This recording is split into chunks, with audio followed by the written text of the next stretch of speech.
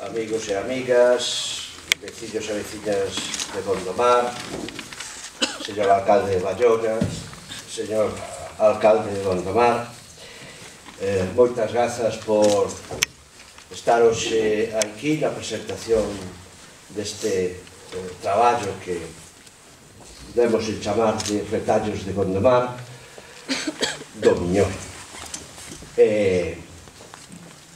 Tamén agradecervos especialmente a vosa presenza hoxe nun día de diluvio ou no medio de certos diluvios. Os mesopotámicos consideraban que o diluvio era unha cousa extraordinaria, non sabían que no Miñor tiñámonos case todos os anos, así que, como estamos afeitos, tamén podemos soportar a choiva e tamén que o río nos castigue cando cometemos determinadas imprudencias como é collerlle o seu sitio. Pero, en fin, Gondomar é o río ou os ríos, foino sempre e seguirá o sendo afortunadamente. Cando alá polo remate do século pasado botaba a andar o Instituto de Estudos Miñoranos, naqueles tímidos, bambeantes, infantís inicios, as xentes de Gondomar acolleron con enorme simpatía as nosas iniciativas. O desinterese no traballo de moitas das persoas que colaboran co IEM foi moi xenerosamente acollido polos distintos gobernos municipais que nesta dúcia de anos, ou 13 anos, pasaron pola Casa do Concello. E é de lei recoñecelo. Co tempo, fixéronnos moito máis doado o noso traballo ao poñer a nosa disposición a Aula de Cultura Ponte de Rosas, que se ten convertido nun espazo de referencia da cultura de base do Val Miñor e xa tamén en toda Galicia. A nosa teiba de xuntar imaxe e palabra ven desde hai bastante tempo. Ata agora mesturábamos foto antiga, procurando tanto o seu valor informativo como a calidade fotográfica con textos de creación literaria. Primeiro foron as imaxes para a memoria, publicado no 2003, e que abranguía a todo o Val Miñor. Foi todo un éxito que mesmo obrigou a unha segunda reedición. Despois viñeron Bayona nas ondas do tempo, publicado no 2004, e que, xunto co Gondomar, o son do río, publicado en 2005, en moi poucos meses foron esgotados.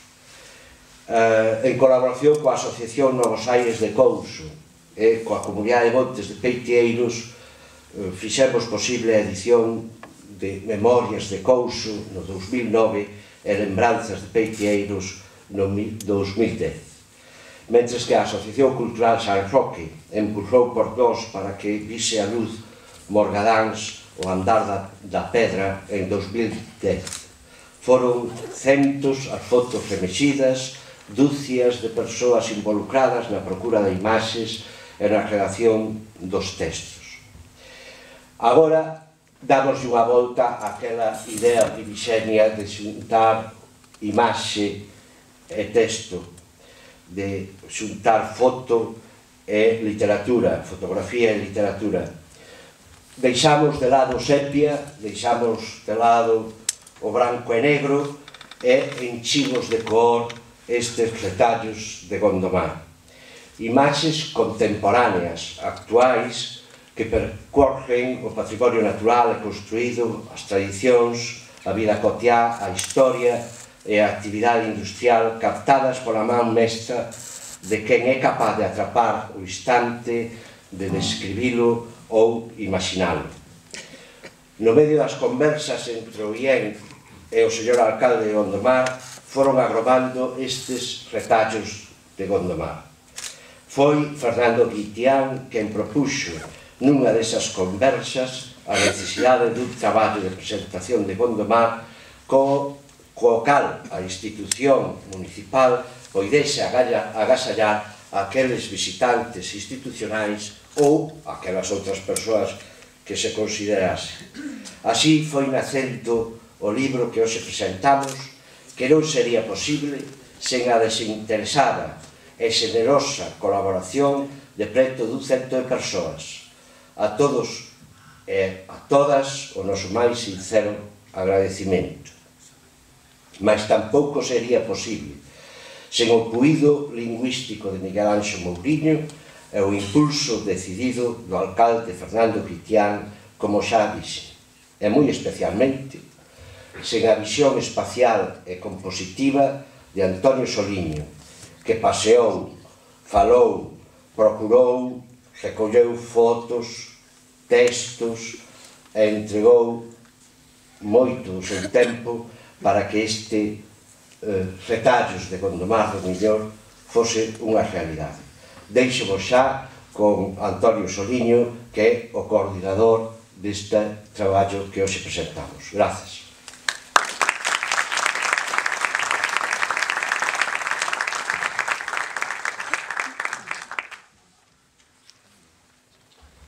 Boa tarde.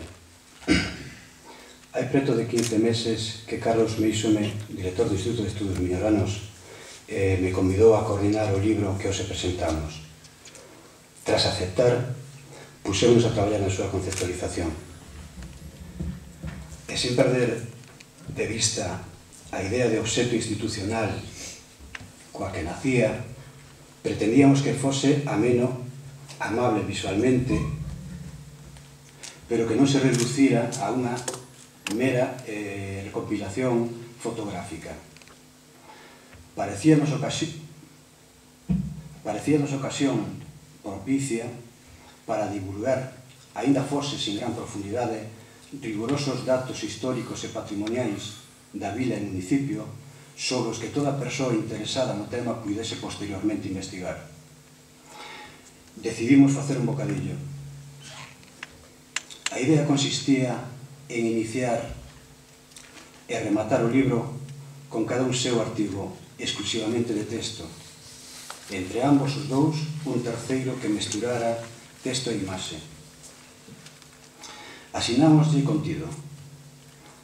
O primeiro trataría do patrimonio histórico e material, o último da paisaxe xeográfica e humana. O artigo central, que a diferencia dos anteriores contaría coa participación de varios autores, quedaría composto por 54 fotografías de gran formato e outros tantos textos de carácter literario a xeito de contrapunto. A fotografía había de ser unha desculpa para escribir, non necesariamente unha imaxe que describir. Cada unha delas, ademais, iría acompañada dun pé. Pasando por todos estos pés de foto, o lector habería de formarse unha idea máis ou menos precisa da vila e municipio que o libro pretende retratar. E para iso necesitábamos elixir que vistas, inmobles, actividades e demais motivos íamos recoller. Polo tanto, facíanos falta analizar o contexto. Fixémolo. E chegamos a conclusións. Por exemplo, decatámonos de que a vila, a auténtica imaxe icónica do municipio, pola mañá é un centro comercial de certa notoriedade, que, ao chegar a tarde, un domingo ou un festivo, se converte nun lugar extremadamente tranquilo. Non vou expoñer aquí o meu sentir sobre este particular, e tampouco vou facer valoracións, aínda que as teña. O único que me importa agora é o feito constatado. E sobre el quisemos traballar. Queríamos transmitir esa percepción a través das imaxes, porque pensábamos que era a maneira de poder retratar a alma da vila. Aquilo que a cámara obxectiva non recolle. Intentamos facelo mediante unhas imaxes que convidan a unha lectura un tanto onírica, onde os escenarios fotografados están valeiros de persoas. Só dúas imaxes das que non retratan acontecementos sociais e introducen persoas. En fin, non sei se o logramos, pero sí que, cando menos, tiñámoslo como horizonte. No curso de verán da Menéndez Pelayo coincidín con Gonzalo Navaza. Expúxenlle unhas dúbidas en torno ao topónimo de Gondomar, que eu incluía no meu artigo e, con algunhas outras achegas, despistáronse nos 4 horas. Como a Gonzalo non lle parecía totalmente aclarado o tema, quedou en refendalo a través de un correo electrónico. Aos 3 días, chégame unha explicación de 5 folios. Posteriormente, Miguel Anxo Mouriño, despois de relatarlle o caso, aporta a idea de convertelo nun artigo autónomo. Inmediatamente me agradou a idea, así o fixemos, e con el desapareceu o bocadillo. Xa non tiña sentido a estrutura inicial, e menos aínda rematar o libro con un artigo exclusivamente de texto antecedéndolle outro de fotografías. Intuíamos que ia ser pouco visitado, polo que decidimos agrupar ordenadamente os 3 artigos de texto ao principio e rematar con isto. Tras as múltiples correccións e un maquetado que buscou premeditadamente unha beleza obxectual, sinxela, espida, sen o máis mínimo e innecesario adorno, xa só quedaba metelo no prego. Así, se resumen 15 meses de traballo.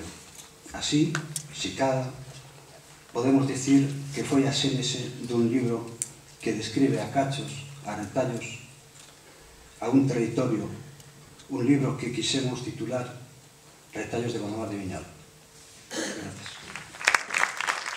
Ben, imos chegando ao remate, agradecer moitísimo ao profesor Alberto Conde, amigo e visitante e paseante de Gondomar, e agradecer tamén dunha forma especial ao concelleiro de Cultura Ignacio Troncoso sempre a súa atención e a súa disposición para colaborar con todo o que foi este acto e en outras ocasións co Instituto de Estudos Miñoranos.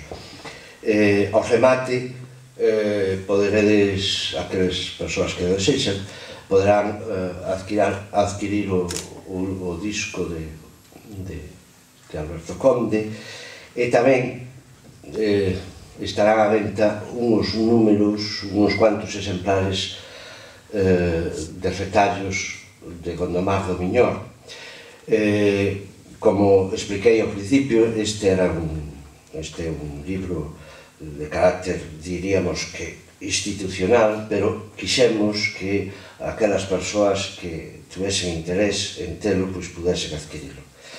E estes seres misteriosos que son os trasnos, pois fixéronnos unha pequena trasnada, e esa pequena trasnada non vai a impedir que hoxe teñamos o libro á venda, pero sí que facervos unha advertencia, e é que algunhas das fotos que se recollen no libro non foron reproducidas exactamente como decidíramos, por lo tanto vaise a corregir eso, e aquelas persoas que hoxe queiran adquirir o libro poden facelo tendo en conta de que despois se lle vai a cambiar por un libro que terá esas fotos que saliron mal de impresión en estado correcto.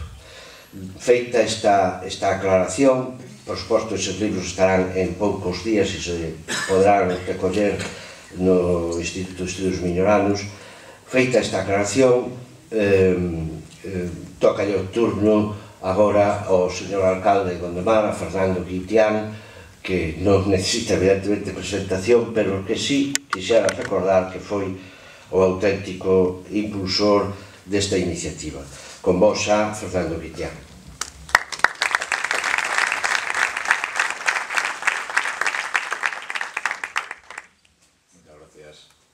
Boas tardes a todas e a todos. Tentarei na miña intervención facer un círculo. É dicir, quería falar de dúas partes. Primeiro, dunhas reflexións, rematar con agradecemento. Falo dun círculo porque ambas as dúas partes tentarei que ao final se pechen nese círculo que pretendo decir. Cando eu era máis xoven, no meu primeiro traballo, consistiu en participar na construcción dunha ponte. Cando se fai unha ponte, pois hai moita xente que participa. Por un lado, por unha parte, aparece a necesidade de construíla, a xente que fai os planos, a xente que logo está ali na obra, a xente que encofra, a xente que mete o ferro, a xente que mete o formigón, etc. Pasado un tempo, pasei un día por aquela ponte con meu fillo e lle dixen: fillo, esta ponte a fixen eu. Bueno, eso é certo en parte, porque seguro que se pasou por ali o operario que meteu o formigón tamén lle pode dicir ao seu fillo: fillo, esta ponte a fixen eu. E o que fixo os planos tamén pode dicir: esta ponte a fixen eu. Todos os que participaron na construcción daquela ponte poden dicir: esta ponte a fixen eu, ou participei na construcción desa ponte. Con este libro que os está presentando, eu creo que existe unha similitude moi grande con isto que estou dicindo desa construcción da ponte. Primeiro, surxe a necesidade, ou aparece a necesidade de facer o libro. Surxe ese desexo de facer o libro. Un libro sobre Gondomar. Neste caso, un libro actual, aparte de outras referencias, como decía Carlos, a libros anteriores, un libro actual, e que, neste caso, nos servira como agasallo institucional. Pero que tamén fora, ou sexa, ou esperemos que así o sexa, unha xoia a súa posesión. E esta necesidade de facer este libro. Pero despois, hubo quen tivo que pensar como podía ser este libro, como habería que facelo, quen terían que ser os colaboradores. E logo apareceron eses colaboradores, os que escribiron, os que fixeron as fotos, os que maquetaron, os que fixeron posibles este acto, etc. E todos eles tamén poden decir que fixeron ou que este libro é seu. Constituto de Estudios Miñoranos, dende o Concello, tentamos manter unha colaboración continuada no tempo. Pero o que queremos é que esa colaboración se traduza en algo tangible. Nas distintas conversas que temos, eu sempre percuro que eso sexa así. Hoxe, quizáis desa idea de colaboración, na percura de ter algo tangible, pois probablemente hoxe sexa, non direi o primeiro resultado, pero sí casi un dos primeiros resultados desa colaboración e dese desexo de obter algo tangible. Dende o Concello indicamos esa necesidade que creemos que temos, e un desexo e un gusto por ter como agasallo un libro. E foi logo o Instituto de Estudios Miñoranos o que fixo realidade esta necesidade, e os que o diseñaron decidiron o formato, a idea global, como ben explicou Antonio Soliño. Cara ao libro, a min sempre penso que estes libros hai que lelos con relax, miralos, pararse en eles, buscar o significativo que teñen. E eu, o libro, ainda non o teño, lóxicamente, pero mirei as probas, e observando esas fotos, parándose en elas, descubres algo novo, sempre se descubre algo novo. Si te paras un pouco, algo que moitas veces pode ser cotiá, que estás mirando, que vas por ali, que vas por lá, que estás ali, que parece todo o día é o mesmo, pois de repente descubreslle algo novo. Si, cando teñades este libro, que espero que teñades todos, vos parades con relax a observalo, a leelo, iredes descubrindo cousas novas, aínda que as coñezades xa de antemán, por suposto, de fai moito tempo. Para pechar este círculo que decía, neste caso do libro, eu entendo que a parte de todos os que o fixeron posible, todos os que colaboraron, todos os que poden decir que o libro é seu, hai unha componente a maiores, que eu creo que é a inspiración para facer o libro. A inspiración que poderon ter todos os que fixeron as fotos, todos os que fixeron os textos para facer este libro.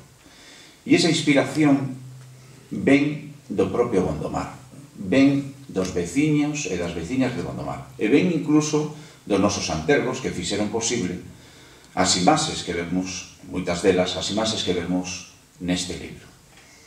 E así como eu entendo que se pecha este círculo, é dicir, que todos e todas podemos decir que fixemos este libro, non só os que están no libro, sino todos os veciños e as veciñas de Gondomar.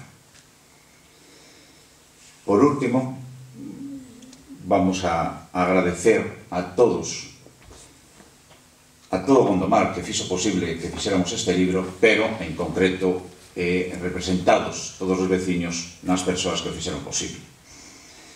Quero agradeceros aquí a presenza do vicepresidente da Diputación, Chema Figueroa, do alcalde de Bayona, Sito Vázquez Almuiña. Disculpo a presencia do alcalde de Nigrán, que estaba previsto que viñera tamén a acompañarnos neste acto, pero subsirve tamén a el outro, a distintos membros da Corporación Municipal.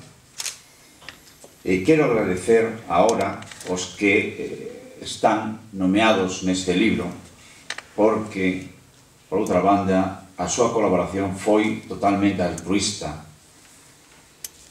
E teño que decir que o coste do libro é o coste que supón a súa maquetación e a súa impresión, e non ten un coste no caso dos colaboradores. Por orden alfabética son Antonio Soliño, Alfredo López, Álvaro Peralta, Ana Díaz Pérez, Alfonso Soliño Troncoso, Antonio Valverde Alonso, Asunción López Urbano, Belén González, Carlos Meisome, Clara de Sá, Concha Costas, Domingos Freiría, Eladio Ferro, Elsa Quintás, Enrique César López Veiga, Enrique Touriño Marcén, Esperanza Araujo Quintas, Estudio 1.1 Fotografía, Fernando Casás, Fernando Franco, Fino Lorenzo, Fran Alonso, González Fernández de Córdoba, Jesús Fernández Fajo, José Luis Alonso, Juan Chamorro, Lino Pellitero, Luis Carballo Moure, Manuel da Fraga, María José Pérez, Marta da Costa, Melisa Gonda Cabreira, Miguel Anxo Mouriño, Mina Mars, Pablo Carrera, que fixeron posible este acto, empresas colaboradoras, e en concreto o Concelleiro de Cultura Nacho Troncoso e a Concelleira de Educación Paula Bunzos. E ora, quixera de maneira particular agradecer a participación dos que hoxe nos acompañaron en este acto, e me gustaría que, según os nomee, nos acompañen aquí o escenario,